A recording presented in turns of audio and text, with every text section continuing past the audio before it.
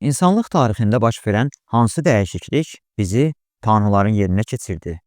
Tarix sadəcə keçmiş hadisələrin ardıcıllığı deyil. O həm də insanların dünyanı necə dərk etdiyini, dəyişdirdiyini və özlərini bu dəyişikliklərin mərkəzinə necə qoyduğunu anlamaq cəhdidir. Yuval Noah Harari'nin Bəşəriyyətin qısa tarixi əsəri bu mənada qeyri-adi bir yanaşmadır. Kitab Homo sapiens növünü 70 min il əvvəlki başlanğıcından süni intellekt və post-insan dövrünün astanasına qədər olan hekayəsini izah edir. Harari tarixi 4 əsas inqilab ətrafında qurur. Kognitiv inqilab, kənd təsərrüfatı inqilabı, birləşmə prosesi və elmi inqilab. Kitabın əsas iddiası budur. İnsan tarixini formalaşdıran əsas amil onun fiziki xüsusiyyətləri deyil, birlikdə inanmaq və birlikdə hərəkət etmək bacarığıdır. Bu bacarıq sayəsində Homo sapiens təkcə planetin ən ağıllı növü deyil, həm də ən təhlükəlisi oldu. Kognitiv inqilab zehni partlayış təqribən 70 min il əvvəl.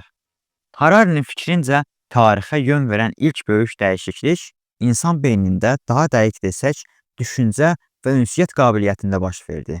Bu dövrə kognitiv inqilab deyilir və təxminən 70 min il əvvəl baş verib. Bu inqilabın mahiyyəti nə idi? Əvvəlki insan növləri, məsələn, Neandertallar alət düzəldə bilir, atəşdən istifadə edə bilir, ov edə bilirdilər. Amma Homo sapiens öz dilini elə bir şəkildə inkişaf etdirdi ki, artıq yalnız real obyektlər haqqında deyil, qeyri-real anlayışlar, miflər, ruhlar, qanunlar, tanrılar, xalqlar, hüquq, pul və s. haqqında danışa bildi. Bu dəyişiklik çox sadə görünsə də, onun təsiri inqilabi idi. İnsanlar artıq 150 nəfərlik kiçik qruplardan çıxaraq minlərlə nəfərlə əməkdaşlıq edə bildilər. Bu əməkdaşlıq bioloji deyil, ortaq inama əsaslanırdı. Harari bu fenomeni qeyri-reallığa kollektiv inam adlandırır. Məhz bu, Homo sapiensi planetin dominant növünə çevirdi. Nə üçün Homo sapiens qalib gəldi? Eyni dövrdə yer üzündə başqa insan növləri də yaşayırdı. Neandertallar, Denisovanlar və s. Amma onlar yox oldu. Harari bunun səbəbini Homo sapiensin çevik təşkilatlanma bacarığı ilə izah edir. Sapiens insanı digər növlərlə müqayisədə daha aqressiv idi, daha effektiv ünsiyyət qurur və daha yaxşı strategiyalar hazırlayırdı. Bu da rəqabətdə üstünlük qazandırırdı.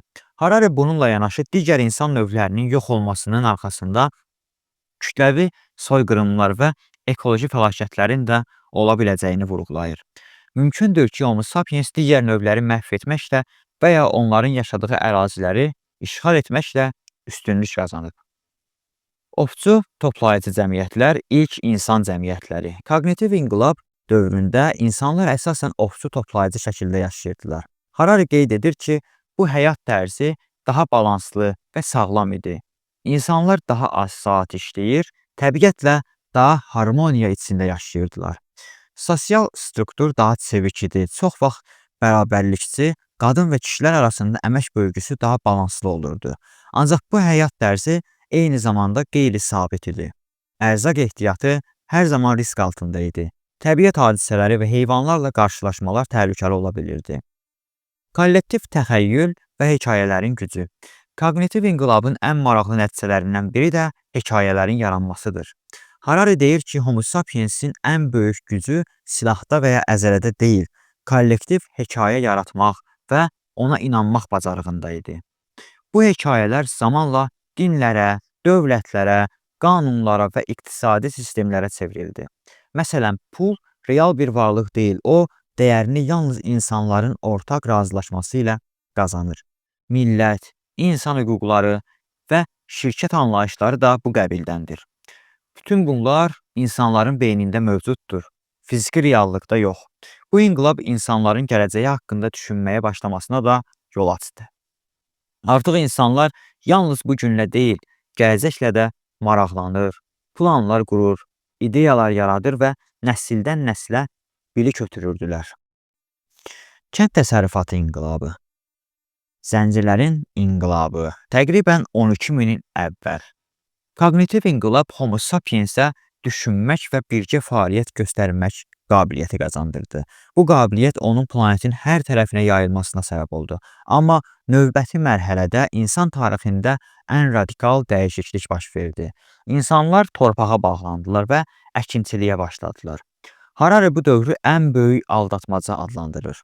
Əkinçiliyin yüksəlişi, bəşəriyyətin səhvi. Harari yazır ki, kənd təsərrüfatı inqilabı insanlara daha çox ərzaq verməklə yanaşı, həm də daha çox əziyyət və əzab gətirdi. Əvvəllər insanlar az əmək sərf edərək müxtəlif qida ilə qidalanırdı. Əkinçilik isə insanların qida ehtiyatlarını artırdı. Lakin bu ehtiyatların arxasında daha çox iş, daha çox stres və daha zəif həyat keyfiyyəti dururdu. Əkinçilik insanlar üçün rahatlıqla deyil, məcburiyyət yaratdı. İnsanlar tarlaları becərmək, məhsulu qorumaq, suvarma sistemləri qurmaq və fəlakətlərə qarşı mübarizə aparmaq üçün daha çox vaxt sərf edirdilər. Həyat daha nizamlı, lakin daha monoton oldu. Üstəlik bədənləri ağır əməklə daha çox zədələnirdi. Harari bu dönüşü belə təsvir edir.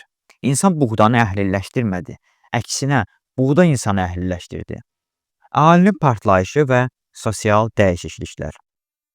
Kənd təsərrüfatı daha çox ərzaqla nəticələndi və bu əhali artımını sürətləndirirdi.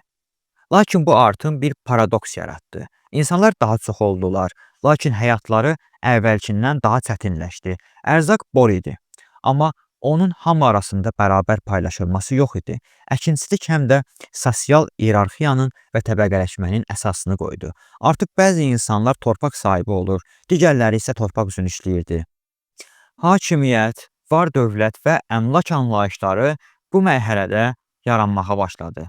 Qadınların cəmiyyətdəki rolu da dəyişdi. Fiziki gücün əsas resursa çevrildiyi bu dövrdə qadınlar getdikcə daha çox sosial təzridə məruz qaldı. Əvvəllər bərabərlikçi ovçu toplayıcı cəmiyyətlərdə qərarların kollegial verildiyi halda indi güc fərdi şəxslərin və ya elitanın əlində cəmləşməyə başladı. Kənd təsərrüfatı və xəstəliklər. Əkinçilik insanların bir yerdə uzun müddət yaşamasına səbəb oldu. Bu isə yeni problemlər yaratdı. Sanitariya şərtləri pisləşdi, tullantılar toplanmağa başladı. Evcil heyvanlarla sıx təmas yeni xəstəliklərin yaranmasına səbəb oldu. Qızılca, çiçək, vərəm, qrip və digər yoluxucu xəstəliklər məhz bu dövrdə geniş yayılmağa başladı. Ovçu toplayıcılar isə təbiət içində az sayda və dağınıq yaşadıkları üçün belə epidemiyalarla qarşılaşmırdılar. Sabitlik və təhlükə, sahiblənmənin doğurduğu dəyişikliklər. Əkinçilik insanlara ilk dəfə olaraq müəyyən bir torpaq sahəsinə sahib olmaq duyğusunu verdi. Bu sahiblənmə instinkti öz növbəsində qorxu və münaqişə yaratdı. Harari qeyd edir ki, sabit həyat insanların gələcək qorxusunu artırdı.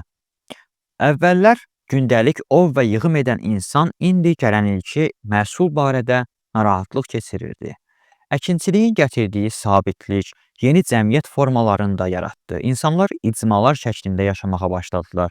İbtidai şəhərciklər, ibadət yerləri yarandı, siyasət, mədəniyyət və din artıq yeni funksiyalara xidmət etməyə başladı. Ərzağı bölüşmək, torpaqları qorumaq və cəmiyyətə nizam gətirmək, təkmilləşmə əfsanəsi və Hararinin tənqidi. Harari əkinçiliyin bəşəriyyət üçün tərəqqi olduğunu qəbul etmir. Əksinə, o bunun tələyə düşmək olduğunu deyir. İnsanlar daha çox ərzaq istehsal etdikləri üçün sayı artdı, lakin həyat keyfiyyətləri aşağı düşdü. Bu, tərəqqi zəncirlər doğurdu. İnsanlar artıq torpağa, ailəyə, icmaya və sistemlərə bağlandılar. Ən əsası, insanlar bunun fərqində deyildilər. Nəslin davam etməsi və bioloji uğur baxımından bu model effektiv olsa da, fərdi xoşbəxtlik və sağlamlıq baxımından ciddi suallar doğururdu. Birləşmə prosesi, minlərlə fərdin birlikdə yaşamaq cəhdi. Əkinçilik inqilabından sonra insanlar kəndlərdə və şəhərlərdə yaşamağa başladılar. Nəticədə cəmiyyətlər sürətlə böyüdü və mürəkkəbləşdi. Daha böyük və nizamlı icmalar yaratmaq üçün insanlar ümumi dəyərlərə, qaydalara və hekayələrə ehtiyac duydu. Bu ümumi inanclar insanların bir-birini tanımadan əməkdaşlıq etməsini mümkün etdi. Harari bu dövrü bəşəriyyətin birləşməsi prosesi adlandırır və üç əsas qüvvənin bu prosesə yön verdiyini deyir. Pul, imperiyalar və dinlər. Pul ən universal inanc sistemi. Pul insanlıq tarixində yaranmış ən uğurlu ortaq inanclardan biridir. Əslində pul maddi bir dəyərə malik deyil. O, yalnız insanların ona inanması və qəbul etməsi nəticəsində dəyər qazanır. Hararinin fikrincə pulun gücü onun neytrallığında və çevişliyindədir. Pul insanları milliyyət, dil, mədəniyyət və din fərqlərindən asılı olmayaraq birləşdirə bilir.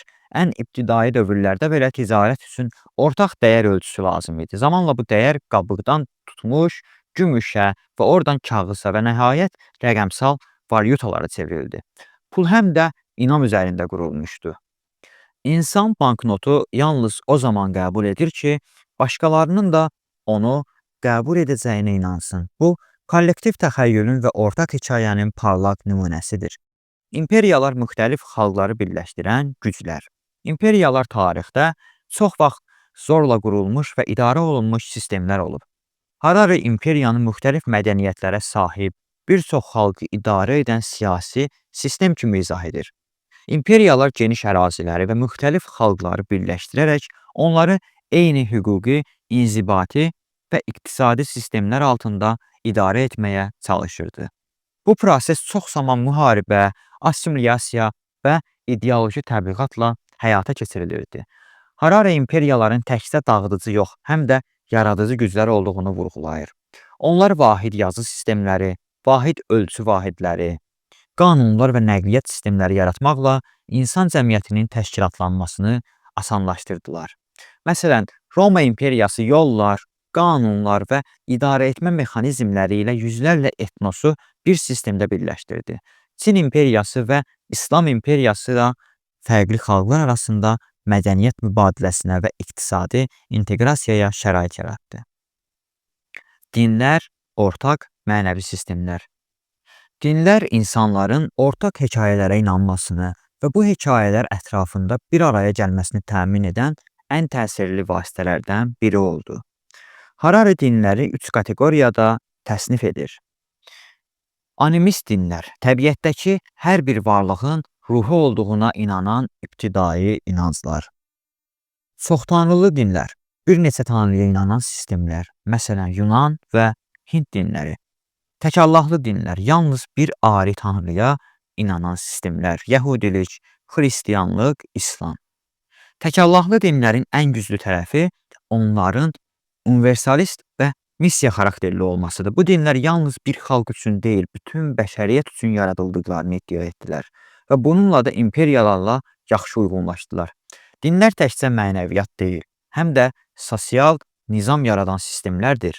Onlar əxlaq qaydaları, hüquq sistemləri və ictimai davranış normaları yaradaraq insanların davranışlarını tənzimlədi. Harari eyni zamanda humanizmi də bir növ sekulyar din kimi təqdim edir. İnsan hüquqları, bərabərlik və azadlıq ideyaları da kollektiv təxəyyül məhsuludur. O qeyd edir ki, insan hüquqları fiziki reallıq deyil, insanların birlikdə yaratdığı bir hekayədir. Qloballaşmanın təməli, pul, imperiyalar və dinlər zamanla bir-birini tamamladı və dəstəklədi. Məsələn, Roma imperiyası xristianlığı rəsmi dinə çevirdi və onun yayılmasına şərait yaratdı. İslam imperiyası həm ticarəti, həm dini, həm də hüquqi sistemləri birləşdirərək qlobal əməkdaşlığın əsasını qoydu. Harari bu birləşmə prosesini qloballaşmanın ilk mərhələsi kimi qiymətləndirir. İnsanlar artıq təkcə öz qohumları və yaxın qonşuları ilə deyil, uzaq diyarlardakı fərqli xalqlarla da ortaq dəyərlər, ticarət və din vasitəsilə əlaqə qura bilirdilər. Elmi inqilab, məlumatsızlığın qəbulundan güc doğur. Hararinin fikrincə, təxminən 500 il əvvəl baş vermiş elmi inqilab insan tarixində kognitiv və kənd təsərrüfatı inqilabları qədər mühüm dönüş nöqtəsi oldu. Bu inqilab bizi müasir dünyanın formalaşmasına gətirib çıxardı. Əvvəlki dövrlərdə insanlar bildiklərini dəyişməz qəbul edir, dünyanı dini mətnlərə və ənənələrə əsasən izah edirdilər. Elmi inqilab isə bu yanaşmanı alt-üst etdi. Artıq insanlar biz bilmirik deməyə və təcrübə, müşahidə və analiz yolu ilə yeni biliklər qazanmağa başladılar. Bu sadə görünən dəyişiklik bəşəriyyəti texnoloji partlayışa və qlobal hakimiyyətə apardı. Elm və imperiya Bilik uğrunda yarış. Elmi inqilabın əsas motivasiyası yeni biliklər əldə etmək idi. Lakin bu biliklər çox tez bir zamanda siyasi və hərbi gücə çevrildi. Avropa dövlətləri elmi bilikləri dənizçilik, ticarət və müstəmləkəçilik məqsədi ilə istifadə etdilər. Harari Avropa güclərinin dünya üzərində hakimiyyət qurmasını elmlə imperiyanın nigahı kimi təsvir edir. Bu dövrdə xəritə çəkmə, naviqasiya, astronomiya, fizika, biologiya kimi sahələrdə sürətli inkişaf baş verdi. Yeni qitələr kəşf olundu, xəzinələr və təbii ehtiyatlar istismar edildi. Avropa elmi üsulla dünya haqqında daha dəqiq məlumat topladı və bu bilgini kolonial ekspansiyaya yönəltdi. Eyni zamanda kapitalizm yeni iqtisadi sistem kimi elmi inkişafa böyük sərmayə qoydu. Banklar, sığorta şirkətləri, səhmdar cəmiyyətlər, bunlar hamısı riskləri bölüşərək yeni elmi layihələrin həyata keçirilməsinə imkan yaratdı. Kapitalizm kreditdə əsaslanan yeni dünya. Kapitalizmin uğuru inam üzərində qurulmuşdu. Xüsusən gələcəkdə artan sərvətə olan inam. Əvvəllər insanlar sabitlik və mövcud olanla razı qalırdılar. Kapitalizm isə deyirdi, böyümə sonsuz ola bilər. Kapitalist sistem kredit anlayışını ortaya çıxardı. İnsanlar və dövlətlər sabah daha çox qazanacaqlarına inandıqca bu gün sərmayə götürməkdən çəkinmədilər. Bu isə sənaye inqilabına və daha sonra informasiya dövrünə təkan verdi. Harari kapitalizmi sanki bir din kimi təsvir edir. Onun da müqəddəs mətnləri, yəni iqtisadi nəzəriyyələr, keşişləri, yəni iqtisadçılar, ritualları, bazarda sərmayə yatırmaq və cənnət vədi, sonsuz böyümə və bolluq var. İnsan nəzarəti təbiətə qarşı qələbəmi, yoxsa yeni köləlikmi? Elm və texnologiya insanı təbiətə qarşı üstün duruma gətirdi. İnsanlar mikrobları məğlub etdi, orqan nəqli etdi, ayda gəzişdi, genomu oxudu. Bütün bunlar elmin verdiyi güc nəticəsində mümkün oldu. Lakin Harari bu nailiyyətlərin insan xoşbəxtliyini artırıb artırmadığını sual altına alır. Müasir insanlar daha uzun yaşayır, daha az müharibə görür və daha yaxşı qidalanır. Amma bu onları daha xoşbəxt edirmi? Statistika göstərir ki, psixoloji stres, depressiya və narahatlıq müasir dünyada yaygındır. Daha çox azadlıq əldə etmiş insan eyni zamanda daha çox nəzarət və sistemlərə tabe olmuşdur. Təhsil sistemləri, iş strukturları, texnoloji asılılıq, bunlar hamısı insanı azad fərd olmaqla yanaşı yeni bir mexanizmin vidalarından birinə çevirir. İnsan növünün gələcəyi Homo sapiensdən kənara. Əsərin sonuna yaxın Harari insanlığın qarşısında duran ən böyük sualı ortaya qoyur. Biz nə olmaq istəyirik? Texnologiya artıq insan bədənini və zehnini dəyişmək gücünə sahibdir. Biotexnologiyalar, süni intellekt, gen mühəndisliyi, bunlar insanı təkamül prosesindən çıxarıb özünü yaradan varlığa, Homo Deusa çevirmək potensialına malikdir. Harari xəbərdarlıq edir ki, bəşəriyyət bu gücü əldə etməyə çalışır. Amma hələ də nə istədiyini bilmir. Biz xoşbəxtlikmi istəyirik, ölümsüzlükmü, azadlıqmı? Bu suallar cavabsız qalır. Bəşəriyyətin qısa tarixi bizi insanlıq tarixinin labirintinə apararaq göstərir ki, əsl güc hekayələrə inanmaq, ortaq təsəvvürlər yaratmaq və sistemləri formalaşdırmaq qabiliyyətindədir. Kognitiv inqilab bizi sosial varlığa çevirdi, əkinçilik bizi torpağa bağladı, pul və din bizi birləşdirdi, elm isə bizi tanrılara çevirmək potensialı verdi. Amma indi əsas sual budur. Tanrıya bənzər gücə sahib olan insan nə istədiyini bilir? Keçək nəticəyə. Hardan gəldik və hara gedirik? Tarixin uzun zəncirini izlədikcə, Harari insanlığın keçdiyi mərhələləri təkcə hadisələr silsiləsi kimi deyil, ideyaların, təsəvvürlərin və hekayələrin transformasiyası kimi təqdim edir.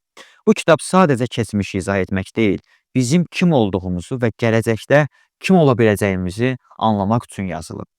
İnsan hekayə yaradan varlıq. Kognitiv inqilabdan etibarən insanları digər canlılardan ayıran əsas xüsusiyyət onların ortaq hekayələrə inanmaq bacarığı oldu. Bu bacarıq Homo sapiensə birlikdə əməkdaşlıq etmək, plan qurmaq və yüz minlərlə insandan ibarət cəmiyyətlər yaratmaq imkanı verdi.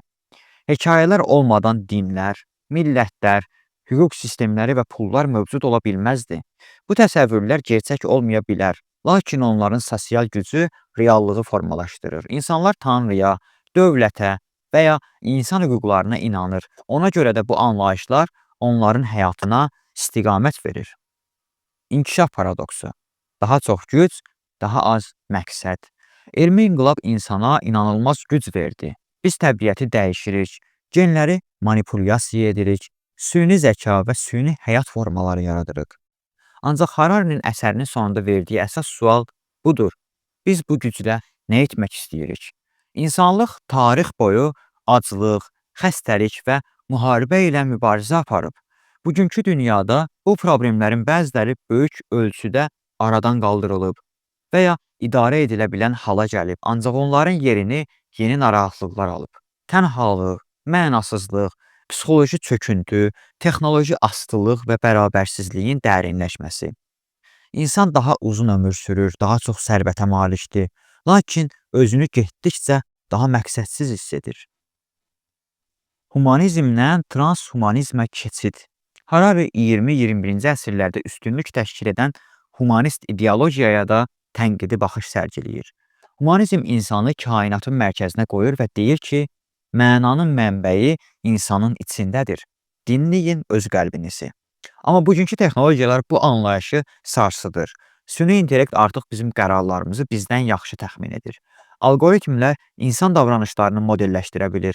Bioinformatika, nevrologiya isə insan düşüncələrinin bioloji əsaslarını açıqlamaqdadır. Əgər insan qəlbi və iradəsi kodlaşdırıla bilən məlumatdan ibarətdirsə, onda biz nə dərəcədə azadıq? Harari bu nöqtədə transhumanizm anlayışını təqdim edir. Yəni, texnologiya vasitəsilə insanın fiziki və zehni sərhədlərini aşaraq fərqli bir varlığa çevrilmək ideyası. Bu, bəşəriyyətin öz təkamülünü öz əlinə alması deməkdir. Etik suallar. Kim qərar verəcək? Gələcəyin əsas sualı texniki yox, etik olacaq. Biz nələr edə bilərik sualından daha vacib olan odur ki, nələri etməliyik? İnsan genomunu dəyişmək doğrudurmu? Süni intellektin qərar verməsinə nə qədər ixtiyar verməliyik? İnsanlar arasında bioloji bərabərsizliyi daha da artıracaq texnologiyalara icazə vermək ədalətlidirmi? Tarix bizi öyrədir ki, insanlar bir şey edə bildiklərində onu etməkdən çox vaxt çəkinmirlər. Bu səbəbdən Harari xəbərdarlıq edir. Gələcəyi düşünmədən bugünkü gücdən istifadə etmək təhlükəlidir. Əsərin fəlsəfi yekunu. Harari bəşəriyyətin qısa tarixi əsərini elə bir sualla tamamlayır ki, bu sual tarixin bütün axarına mənəvi dəyər qazandırır. İnsanlar nə olmaq istəyir? Bundan da önəmlisi, insanlar nə olmaq istəməlidir? Bu suallar cavabdan çox düşüncə tələb edir. Tarix yalnız keçmişin izahı deyil, həm də gələcəklə bağlı seçimlərə işıq tutan güzgüdür. Harari bizə göstərir ki, ən böyük irəliləyişlər bəzən sadə suallar verməklə başlayır. Və nəhayət, indi bilirik ki, tarixdəki ən güclü qüvvə silahlar və ya pullar deyil, hekayələrdir. İnsanlar bir yerdə inananda dağları yerindən tərpədə bilərlər. Bizim kim olduğumuz, nə etdiyimiz və nə edə biləcəyimiz hamısı bizim yaratdığımız hekayələrlə bağlıdır. İndi isə növbə bizdədir. Biz növbəti hekayəni necə yazacağıq?